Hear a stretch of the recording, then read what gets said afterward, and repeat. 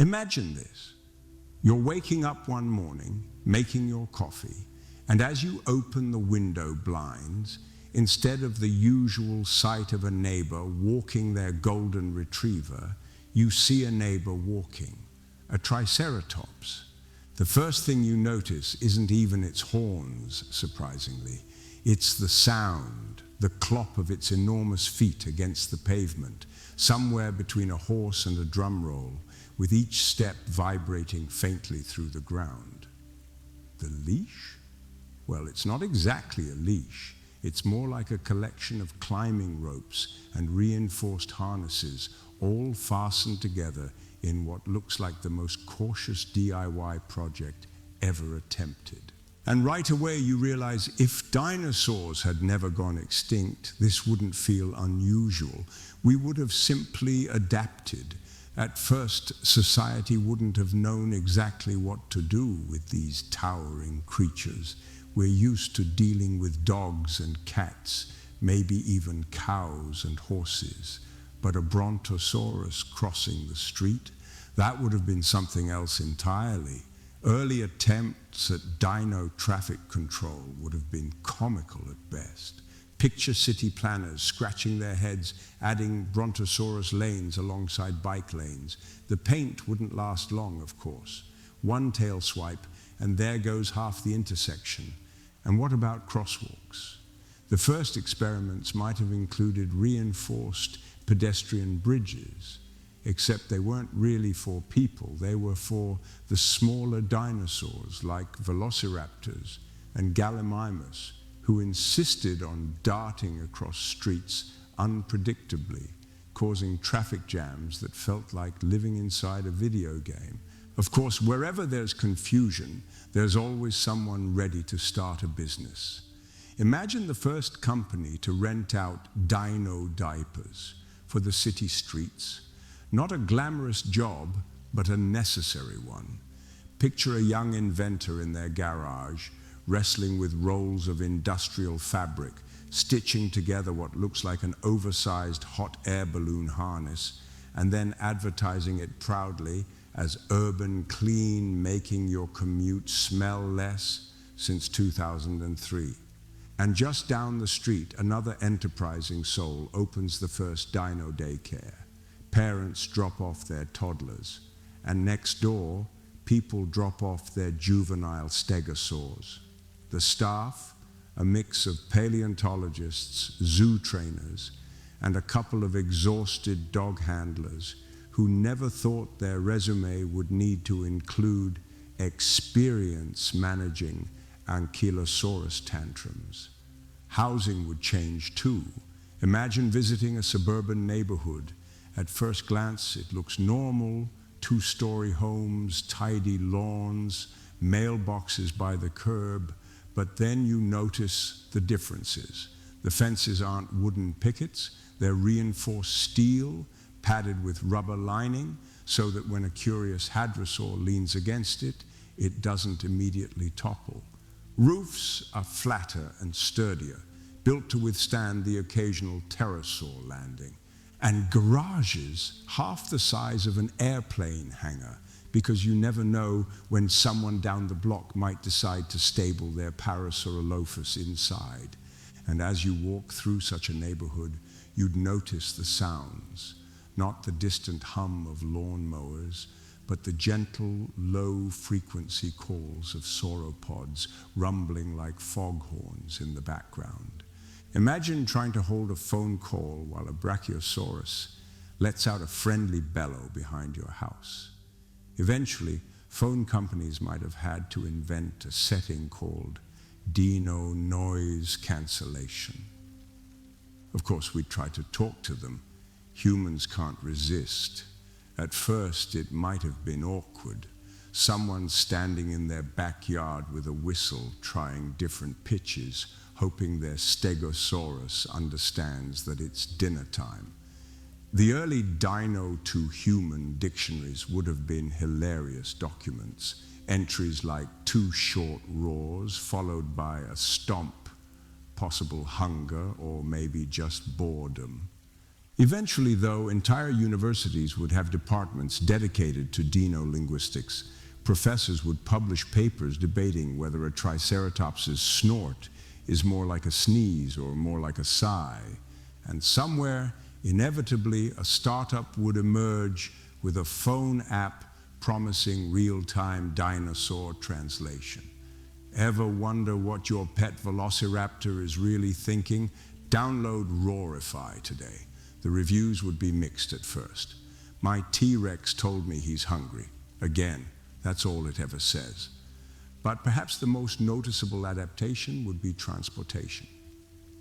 Imagine the first person who seriously suggested replacing delivery vans with trained hadrosaurs. At first, people laughed, but then one company tried it. Picture the sight of a hadrosaur trotting gently down a city street with insulated food containers strapped to its back. The pizza might arrive a little jostled but warm. And soon, people started asking, if we can deliver pizza with hadrosaurs, why not use pterosaurs for airmail? Of course, the early trials were messy.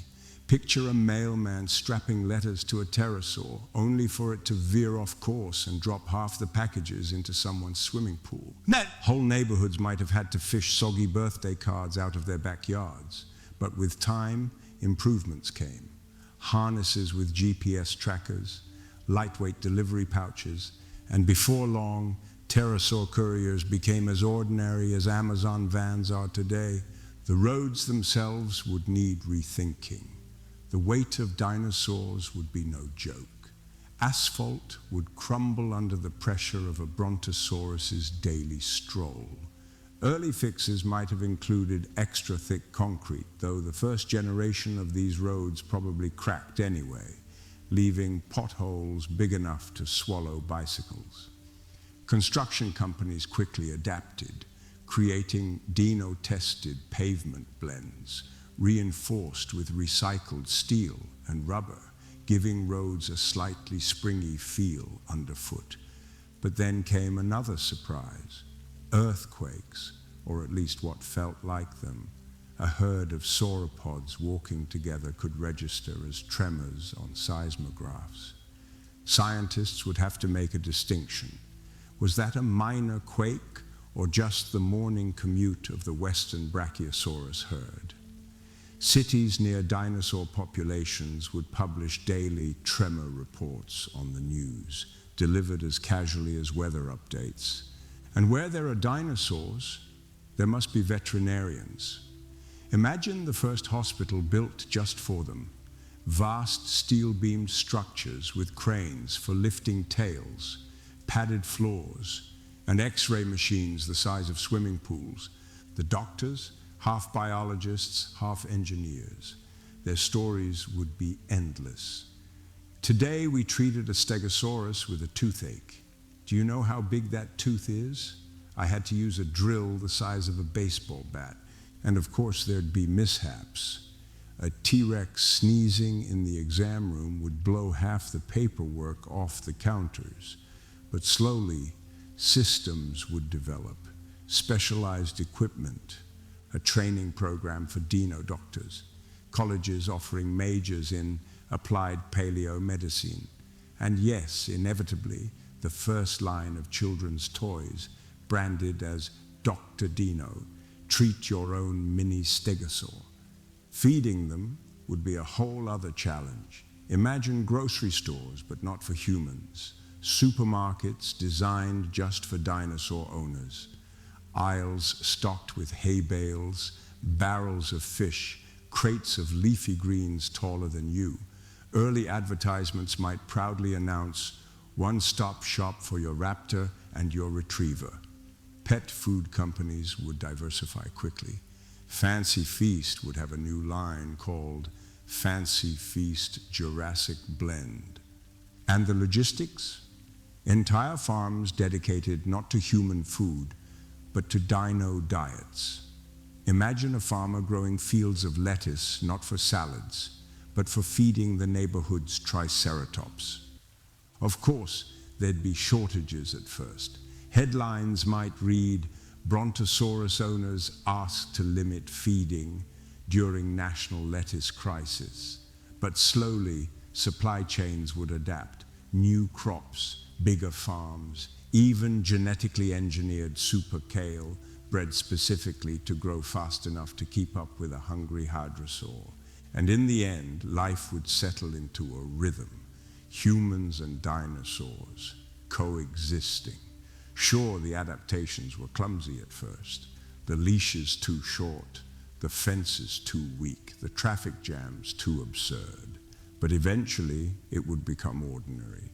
People would swap stories casually. My neighbor's Stegosaurus ate my mailbox again, said with the same tone we currently use for the raccoons got into the trash.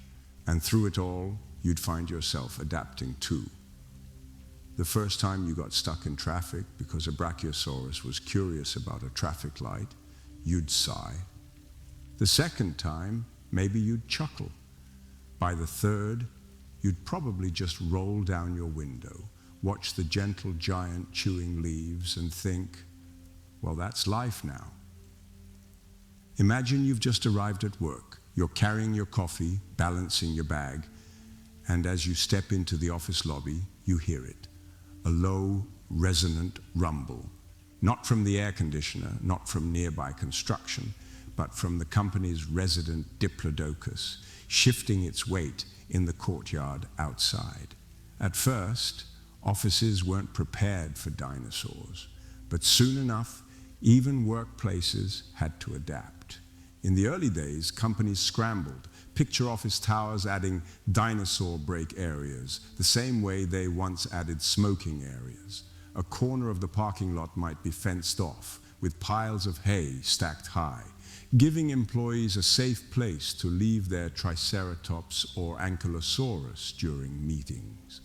The first versions were makeshift, simple fences, a water trough, and maybe a few shade umbrellas that dinosaurs inevitably knocked over. But soon, architects began designing office complexes with dedicated dino lounges. These weren't just big empty spaces. They were carefully planned environments, reinforced flooring, self-refilling water reservoirs, even large-scale scratching posts made of recycled concrete for itchy brontosaurs.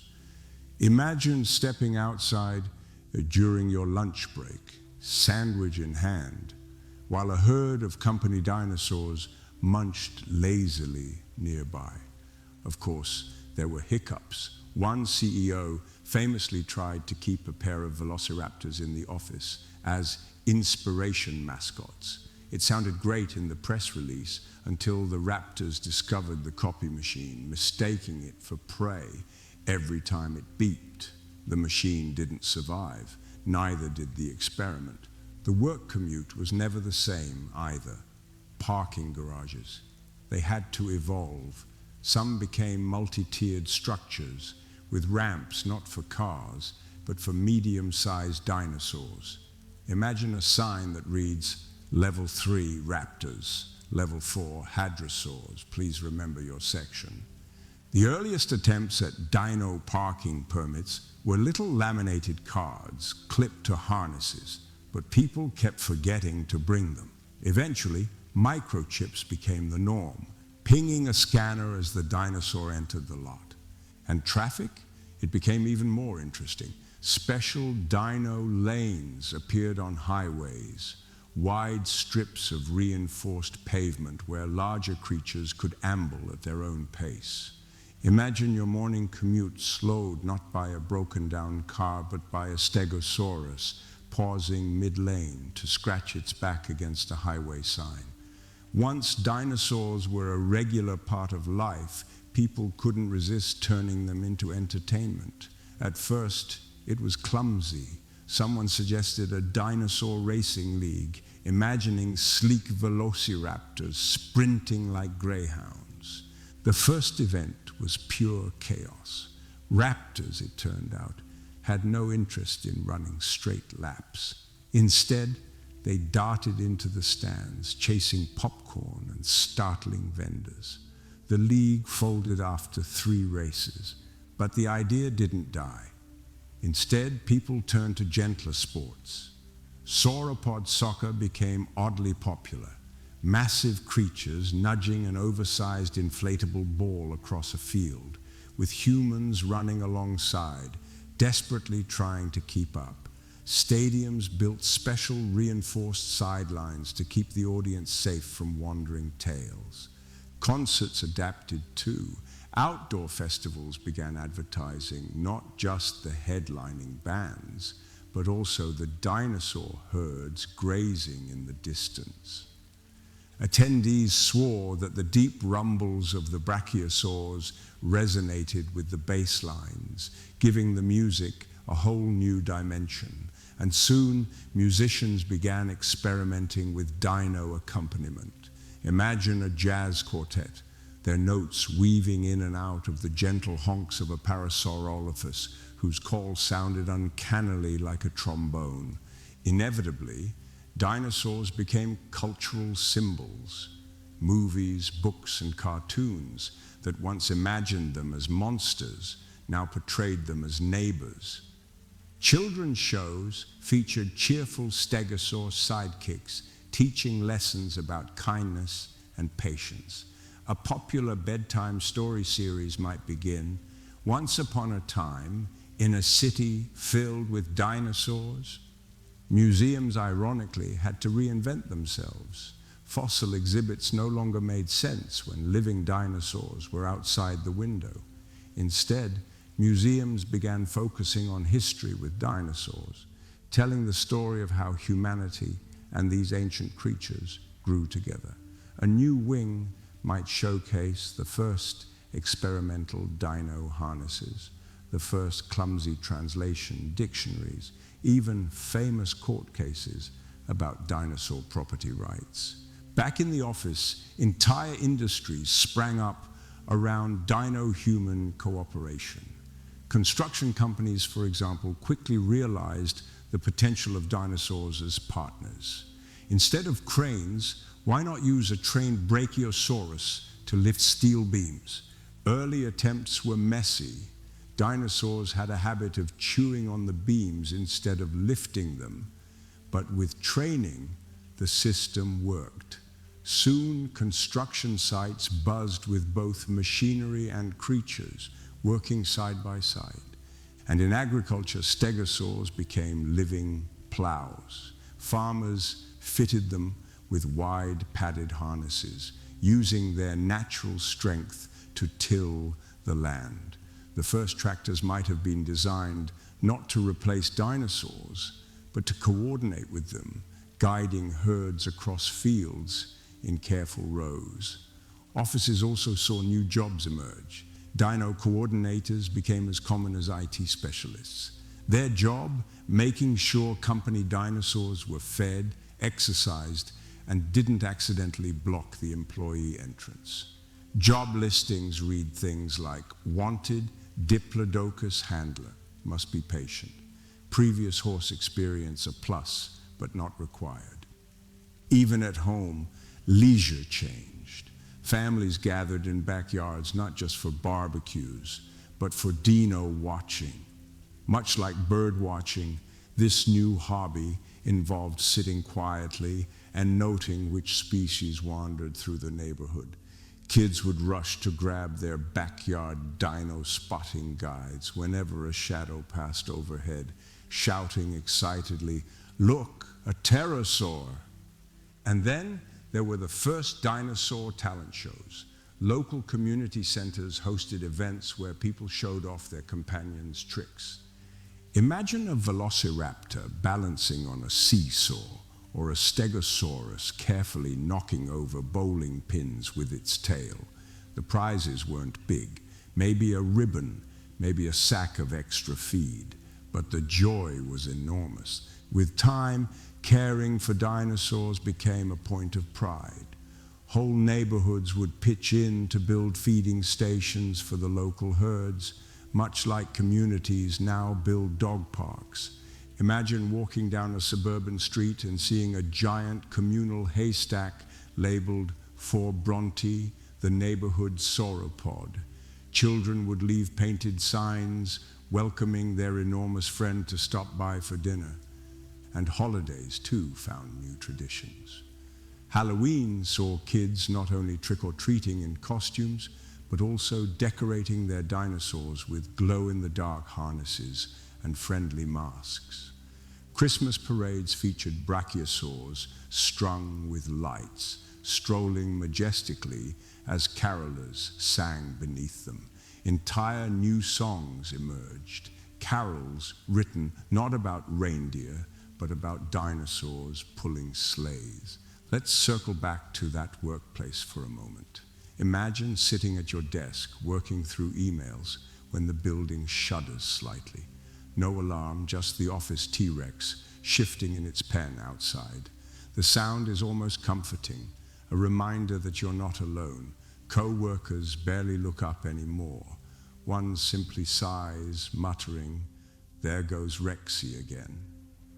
And you wonder what it would feel like to reach out your hand, touch that ancient skin, and realize that in this world, this strange, whimsical, beautifully adapted world, dinosaurs aren't prehistoric.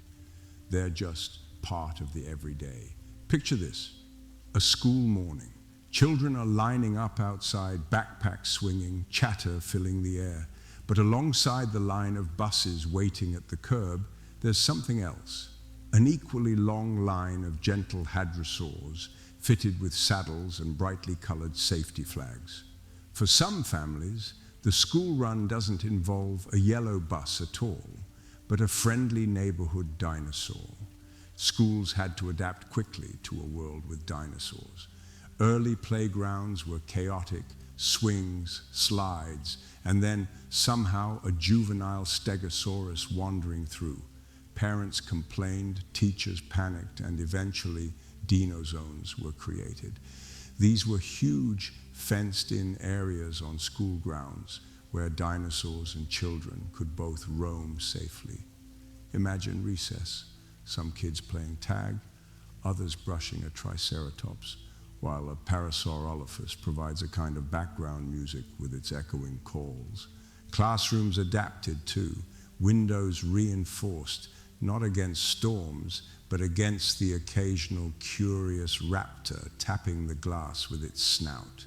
Science class wasn't just about pictures in textbooks anymore. Students might step outside and examine the plates of a live stegosaurus while taking notes. Hands-on learning reached a whole new level. And school libraries?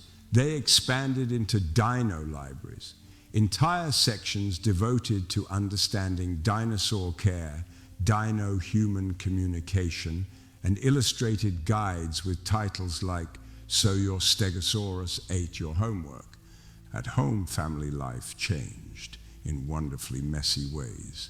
Dinner conversations often included dinosaurs. Did you feed the compsognathus might be asked with the same urgency as did you take out the trash? Families bonded, not just over pets, but over herds. Some backyards had swing sets. Others had reinforced pens for their smaller dinosaurs. Imagine a suburban street at sunset, parents mowing lawns, children riding bicycles, and a family across the road giving their Triceratops a bath with a garden hose. Neighborhood disputes shifted too. Instead of "your dog barked all night," it became "your Brachiosaurus blocked the driveway again." Holidays grew more spectacular. Easter egg hunts expanded into fields where brightly painted eggs were hidden among dino footprints. Birthdays weren't complete without dino rides, where children took turns sitting carefully atop a gentle iguanodon, while adults nervously hovered nearby. Even mundane tasks, walking to the grocery store, dropping kids at piano lessons, could include detours around a lounging ankylosaurus in the middle of the road. Cities learned quickly that dinosaurs needed their own public spaces. Parks expanded with dino-sized gates and wide, reinforced trails. Picture a sunny weekend afternoon. Joggers on one path, cyclists on another, and alongside them, a family strolling with their hadrosaur. Picnic areas included dino feeding stations where people could leave hay or fruit for local herds. Zoos, ironically, had to transform as well. Instead of displaying exotic animals behind glass, many transitioned into dino sanctuaries. Visitors walked through wide enclosures where dinosaurs grazed freely. Children squealed in delight as they fed leafy branches to gentle giants. And rather than being oddities, lions and elephants became the special exhibits, while dinosaurs felt almost ordinary. Public transit also evolved. Some cities experimented with dino buses, large sauropods fitted with safe seating harnesses along their backs. Imagine climbing a set of stairs to sit comfortably on a brontosaurus's back as it plods steadily toward downtown. At first, these buses were clumsy and slow, often stopping when the creature grew distracted by a tree. But with time, schedules were adapted and people learned patience. "Sorry I'm late, my dino bus took a detour through the park," became a perfectly acceptable excuse. Meanwhile, bicycle sharing programs in some neighborhoods were replaced by raptor sharing programs. Of course, safety gear was a must. Helmets, knee pads, and reinforced gloves. Early versions of the program were chaotic. Raptors, it turned out, didn't much like waiting patiently at racks, but after years of training and specialized equipment, the system became almost reliable. Almost. Of course, safety was always a concern. The first dinosaur crosswalks looked like oversized cattle grids, painted with bright reflective lines to guide the creatures safely. Cities invested in dino stoplights, towering poles with lights big enough for brachiosaurs to see from above. And neighborhoods developed their own rules. Never park your car under the pterosaur roost, being one of the most common. Hospitals also created family dino programs. Imagine a wing of the building with both human pediatric care and juvenile dinosaur care side by side. A child might be in for a tonsillectomy while their baby Triceratops received a checkup in the next room. Doctors collaborated, sometimes consulting each other. "Yes, your daughter's fine, and her stegosaur's stomach ache is just indigestion." Public festivals took on new life with dinosaurs. Think of a summer fair. Instead of pony rides, children lined up for raptor rides, very carefully supervised. Food stalls sold not just cotton candy, but bundles of hay and fruit for visiting dinos. Music floated across fields, occasionally interrupted by the low, resonant calls of sauropods, joining in like uninvited bass singers. Fireworks displays had to change. The loud explosions startled many dinosaurs, leading to citywide chaos during the first few attempts. Eventually, fireworks were replaced with sky lantern festivals, where thousands of glowing lanterns floated gently into the night sky. Dinosaurs watched curiously, their eyes reflecting the soft light, creating a scene far more magical than the old booms and bangs. Education didn't stop with children. Adults, too, needed to learn how to coexist. Community centers offered evening classes in basic dinosaur handling. Lessons covered everything from harnessing techniques to identifying the difference between a playful roar and a warning call. Graduation ceremonies included a light-hearted test, guiding a placid stegosaurus through a mock obstacle course. Even universities shifted. New majors popped up almost overnight. Dino architecture, Jurassic urban planning, applied dino psychology. Professors who once studied fossils now taught hands-on courses, leading students into fields where dinosaurs grazed. Final exams might involve demonstrating how to calm a nervous Triceratops or designing a feeding system for a herd of hadrosaurs. And through all of this, what stands out is not just the spectacle, but the ordinariness.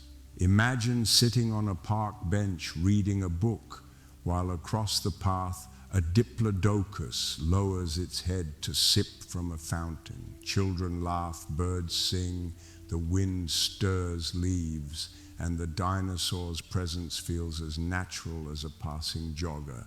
That's the true adaptation.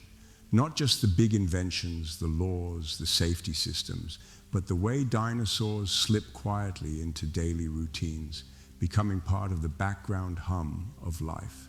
So normal that you almost forget how astonishing it really is.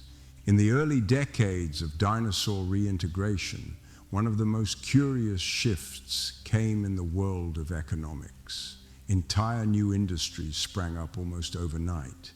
Insurance companies, for example, scrambled to invent new categories of coverage: accidental Triceratops damage, pterosaur-induced roof repairs, and even raptor-related workplace incidents. Actuaries, usually quiet types with a fondness for neat rows of numbers, found themselves scratching their heads as they attempted to model the risks of a stegosaurus blocking traffic on the morning commute. Meanwhile, entrepreneurs flourished. Small businesses popped up offering everything from dino-proof fencing to gourmet Jurassic jerky for adventurous foodies. Farmers invested in reinforced barns, while construction companies suddenly found lucrative contracts in building extra-wide tunnels and reinforced bridges. Even fashion was touched. One particularly trendy startup marketed scratch-resistant outerwear, stylish enough for the urban professional, yet durable enough to withstand an accidental tail swipe from a passing ankylosaurus. Politics, too, found itself reshaped in unusual ways. City councils held endless debates on zoning ordinances. Should neighborhoods allow small to medium dinosaurs as pets? Parliament sessions dragged on as senators argued over whether velociraptors could serve as security animals in government buildings. Lobbyists emerged representing new interest groups: the Herbivore Protection League, the Urban Flight Safety Coalition, and inevitably the Society for Ethical Carnivore Coexistence. Election cycles now featured questions no one had ever anticipated. Where do you stand on Stegosaurus grazing rights in suburban parks? In the environmental sphere, the reappearance of dinosaurs caused scientists to reassess nearly everything. Ecosystems bent under the sudden return of creatures who hadn't walked the earth in tens of millions of years. Some adapted more gracefully than expected. Forests with towering sauropods developed new growth patterns. And wetlands saw a curious balance emerge between ancient reptiles and modern bird species. Yet challenges abounded. Local fish populations sometimes vanished overnight after a hungry Spinosaurus wandered into a river system. Conservationists found themselves torn.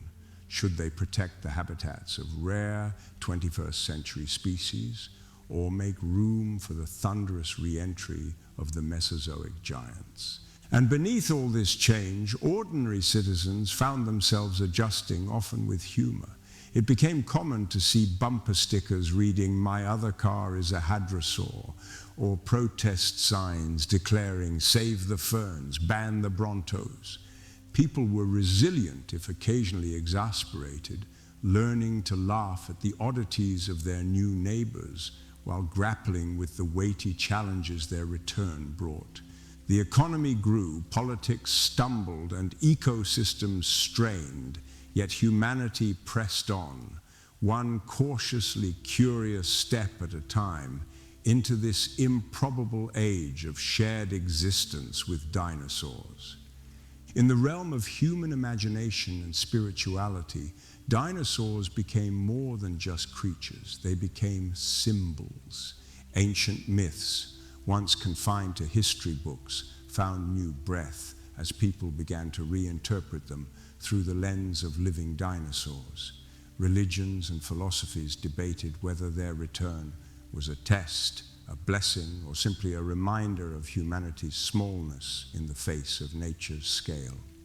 Sermons spoke of humility when confronted by the towering Brachiosaurus, while meditation retreats marketed mindfulness walks among the Stegosaurus. Art and literature flourished in this new landscape. Poets wrote verses about the sound of a Triceratops grazing at dawn. Painters filled canvases with surreal depictions of city skylines shared with herds of hadrosaurs, and musicians composed symphonies inspired by the rhythmic calls of Parasaurolophus. Storytellers, both professional and casual, found themselves armed with fresh metaphors. Bravery was standing your ground against a raptor, patience was waiting for a herd to cross the road, and resilience was rebuilding your fence after an ankylosaurus had mistaken it for a scratching post. Children, ever the first to embrace wonder, turned dinosaurs into playmates and teachers. Schools incorporated dinosaur observation hours, where students sketched nearby herds or recorded their behaviors. Bedtime stories blended fairy tales with dinosaur encounters. Princesses no longer waited for dragons, but befriended Stegosaurus instead. Dinosaurs, once symbols of extinction, became icons of resilience and rebirth in the collective imagination. Even spirituality itself began to evolve. Some small movements worshipped dinosaurs as living embodiments of ancient earth energy, guardians from a forgotten time now restored. Others saw them as a call to rethink human arrogance, the reminder that humans were not masters of the planet, but tenants sharing space with its oldest residents. In this blending of myth, imagination, and faith, humanity found a surprising comfort. Dinosaurs were not just neighbors or scientific curiosities, they were bridges between past and present, between nature and culture, between fear and awe. And in their colossal shadows, humans discovered new ways to dream. As centuries unfolded, the extraordinary became ordinary. Dinosaurs grazing near homes no longer drew gasps. They were simply part of the rhythm of life. Humanity had learned to adapt, not by conquering, but by coexisting. Cities designed around migration paths, villages built with elevated platforms, and entire cultures blossoming in harmony with creatures once thought forever gone. The lessons were profound. The presence of dinosaurs reminded people daily of resilience, of the vast stretches of time life had endured before humans ever appeared. They taught patience, humility, and respect for forces larger than oneself. Where once humanity raced endlessly toward dominance, now there was a pause, a recognition that sharing space was as vital as progress. And in that pause, new kinds of peace were found. Families fell asleep to the distant rumble of a Brontosaurus herd, their steps like a heartbeat of the earth.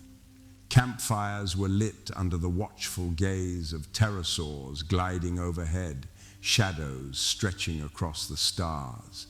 Children dreamed not of conquering the unknown, but of living alongside it, shaping futures where survival was a shared effort rather than a solitary pursuit. Dinosaurs, once thought symbols of destruction, became emblems of balance. They showed humanity that survival was not about control, but about connection to the land, to time, to every other life form that walked the earth.